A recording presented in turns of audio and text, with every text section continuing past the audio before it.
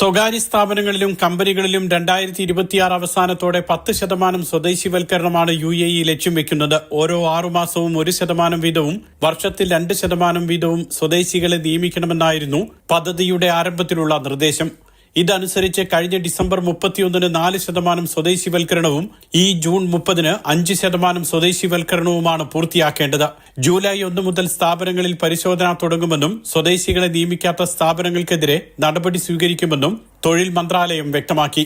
50-ഓ അതിലധികമോ ജീവനക്കാരുള്ള സ്വകാര്യ സ്ഥാപനങ്ങളിൽ 5% സ്വദേശികളെ നിയമിക്കാത്ത സ്ഥാപനങ്ങൾക്ക് സ്വദേശി ഒന്നിന് 8,000 ദിർഹം വീതമാണ് പിഴ ചുമത്തുക.